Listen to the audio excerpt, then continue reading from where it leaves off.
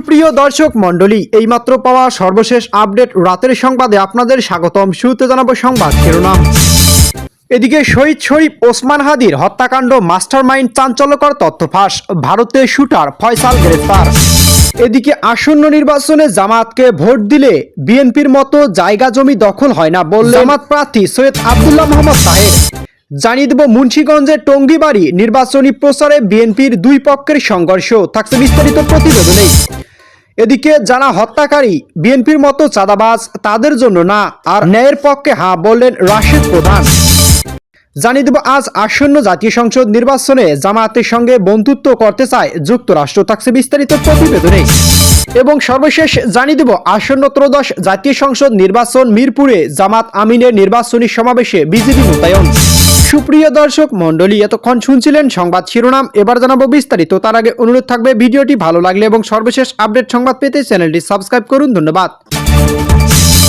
এদিকে ওসমান হাদি হত্যার রহস্য মূলত রাজনৈতিক প্রতিহিংসা ও আদর্শিক সংঘাতের কারণে ঘটেছিল বলে তদন্তে উঠে এসেছে, যেখানে যুবলীগ নেতা তাইজুল ইসলাম চৌধুরী বাপ্পি মূল পরিকল্পনাকারী এবং ফয়সাল করিম মাসুদ সহ 17 জন জড়িত ছিল। ওসমান হাদিকে মাথায় গুলি করে হত্যা করা হয় এবং চিকিৎসার জন্য সিঙ্গাপুর নেওয়া হলে ডিসেম্বর 2025-এ তার মৃত্যু হয় এবং দেশে ব্যাপক আলোড়ন সৃষ্টি করে ও ভাঙচুর অগ্নিসংযোগের মতো ঘটনা ঘটে। 2025 সালে 12 ডিসেম্বর পল্টনে কালভার্ট এলাকায় মসজিদ থেকে ফেরার পথে হাদিকে লক্ষ্য করে গুলি করা হয়। গুলিবিদ্ধ হওয়ার মাসখানেক আগে থেকেই তিনি হুমকি পাচ্ছিলেন বলে জানিয়েছেন। মাথায় গুলি লাগার পর তাকে এয়ার অ্যাম্বুলেন্সে সিঙ্গাপুর নেওয়া হয়, সেখানে 18 ডিসেম্বর তার মৃত্যু হয়। এদিকে তদন্ত ও রহস্য উন্মোচন, রাজনৈতিক প্রতিহিংসা এবং ইনকিলাব মঞ্চ এর কার্যক্রমের কারণেই তাকে হত্যা করা হয় বলে জানিয়েছেন পুলিশ। মূল পরিকল্পনাকারী যুবলীগ নেতা ও মিরপুরে ওয়ার্ড কাউন্সিলর তাইজুল ইসলাম চৌধুরী বাপ্পি এই হত্যার নির্দেশ দিয়েছিল। অভিযুক্ত ফয়সাল করিম মাসুদ সহ মোট 17 জনকে এই মামলা অভিযুক্ত করে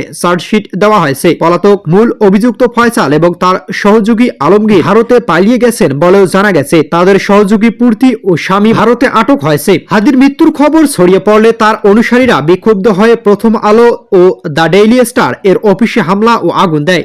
হত্যাকাণ্ডের দ্রুত বিচার ও দোষীদের গ্রেফতারের দাবিতে শাহবাগে অবস্থান কর্মসূচি পালন করা হয়েছে। জামাত ইসলামীকে ভোট দিলে জায়গা জমি বিএনপির মতো দখল হয় না বললেন তাহের। কুমিল্লা 11-14 আসনে জামাত মনোনীত প্রার্থী ও দলটির নায়েবে আমির ডক্টর সৈয়দ মোহাম্মদ তাহের বলেছেন, জামাতকে ভোট দিলে মানুষের জায়গা জমি ও সম্পদ দখল হয় না। হিন্দু সম্প্রদায়ের সম্পত্তি দখলকারীদেরই ভারত বন্ধু মনে করে। তাই আগামী নির্বাচন সিদ্ধান্ত নেবে বাংলাদেশ কি বিএনপির মতো চাঁদাবাজ, দুর্নীতিবাজ ও দখলবাজদের দখলে যাবে নাকি নতুন বাংলাদেশের দিকে যাবে। এদিকে আজ কুমিল্লা 14 উপজেলা 3 নম্বর কালিকাপুর ইউনিয়ন সুপুয়ায় নির্বাচনী সমাবেশে প্রধান অতিথির বক্তব্যে তিনি সব কথা বলেন। নির্বাচনী সমাবেশে অংশ নেওয়ার আগে আনুষ্ঠানিক প্রচারণার প্রথম দিন সুপুয়া বাজার সহ বিভিন্ন এলাকায় গণসংযোগ চালান সাধারণ ভোটারদের মাঝে। কুশল বিনিময়ের মাধ্যমে তিনি ভোট প্রার্থনা করেন ও ভোটারদের কাছে শুনেন সাধারণ মানুষের বিভিন্ন সমস্যা ও প্রত্যাশার কথা।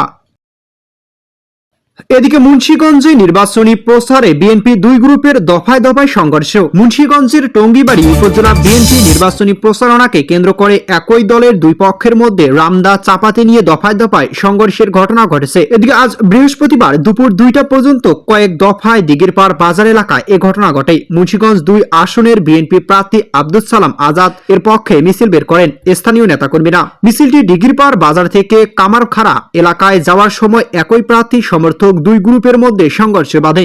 স্থানীয়দের ভাষ্য অনুযায়ী বিএনপি নেতা শামীম মোল্লার অনুসারীদের সঙ্গে ইউনিয়ন বিএনপি সাধারণ সম্পাদক মনোয়ার খান সমর্থকদের মধ্যে উত্তেজনা দ্রুত সংঘর্ষের রূপ নেয়। এরই ধারাবাহিকতায় বিকেলে আবারও সংঘর্ষে জড়ায় স্থানীয় খান ও মোল্লা বংশের সমর্থকরা।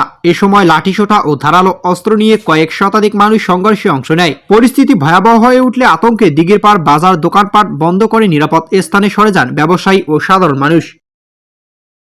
হত্যাকারী চাঁদাবাজদের জন্য না, ন্যায়ের পক্ষে হ্যাঁ বললেন রাশেদ প্রধান। যারা হত্যা ও চাঁদাবাজ না করে ভোট তাদের জন্য এবং যারা ন্যায়ের পক্ষে তাদের জন্য হ্যাঁ ভোট, এমন মন্তব্য করেছেন 10 দলীয় জোটের সঙ্গী দল গণতান্ত্রিক পার্টি জাগুপা সহসভাপতি ও দলীয় মুখপাত্র রাশেদ প্রধান। নতুন করে একটি দল না ভোটের পক্ষে প্রচারণা করছে জানিয়ে তিনি বলেন, যারা ছাত্র জনতাকে হত্যা করে তাদের জন্য না, যারা চাঁদাবাজি করে তাদের জন্য না, যারা স্বৈরাচার তাদের জন্য না, আর বাকি এদের রুখে দিতে আমরা ন্যায়ের পক্ষে পক্ষে হা ভোট দেব। এদিকে আজ বৃহস্পতিবার দুপুর 2টা বাংলাদেশ জামাত ইসলামী ঢাকা 15 আসনে উদ্যোগে আয়োজিত এক জনসমাবেশ বিশেষ অতিথির বক্তব্যে তিনি সব কথা বলেন। ত্রয়োদশ সংসদ নির্বাচন এই আসন থেকে মনোনয়নপত্র সংগ্রহ করছেন জামাত ইসলামী আমির ডক্টর শফিকুর রহমান। জনসমাবেশে রাশেদ প্রধান এছাড়াও বিশেষ অতিথি হিসেবে বক্তব্য রাখেন ডাকসু ভিপি সাদিক কায়েম, বাংলাদেশ ইসলামী মনোনীত ঢাকা 17 আসনে প্রার্থী ডক্টর SM খালিকুজ্জামান, ঢাকা 16 আসনে প্রার্থী ও শিক্ষাবিদ কর্নেল আব্দুল বাতিন সহ অনেকেই। জামায়াতের সঙ্গে বন্ধুত্ব করতে চায় যুক্তরাষ্ট্র।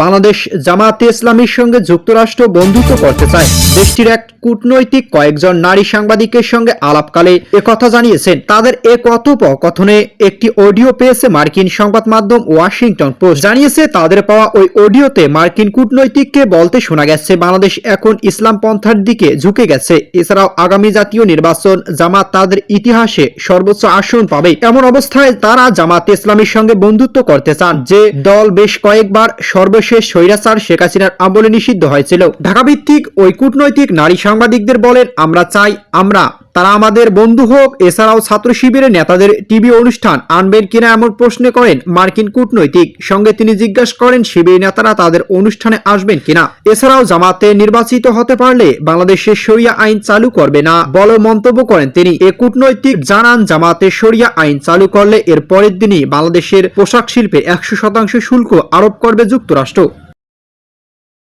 এদিকে মিরপুরে জামায়াত আমিরের নির্বাচনী সমাবেশে বিজিবি মোতায়েন। ত্রয়োদশ জাতীয় সংসদ নির্বাচন সামনে রেখে প্রচারণায় নেমেছে বাংলাদেশ জামাতে ইসলামী। আজ ঢাকা 15 মিরপুর কাফরুল আসনে দলটির আমির ডক্টর শফিকুর রহমান নির্বাচনী সমাবেশের মধ্য দিয়ে তাদের এই কার্যক্রম শুরু হচ্ছে। জামায়াতের সমাবেশকে কেন্দ্র করে border guard Bangladesh BGB 2 platoon সদস্য মোতায়েন করা হয়েছে। বিজিবি সদর দপ্তর সূত্র জানা গেছে, বিকেলে মিরপুর 10 নম্বর জামাতে ইসলামীর রাজনৈতিক সমাবেশে নিরাপত্তার জন্য 2 প্লাটুন বিজিবি সদস্য মোতায়েন করা হয়েছে। এরই মধ্যে সমাবেশ শুরু হয়েছে। দলটি নির্বাচন পরিচালনা কমিটির সদস্য জাহিদুল ইসলাম সঞ্চালনায় উপস্থিত স্থানীয় নেতারা বক্তব্য দিচ্ছেন। ঢাকা 14 আসনে প্রার্থী ব্যারিস্টার আরমান সম্প্রতি জামাতে যুক্ত হওয়ার মুক্তিযোদ্ধা মেজর অবসরপ্রাপ্ত আক্তারুজ্জামান 10 দলীয় জোটে শরিক জাতীয় গণতান্ত্রিক পার্টি জাগোপার মুখপাত্র রাশেদ প্রধান সহ অনেকেই উপস্থিত হয়েছেন।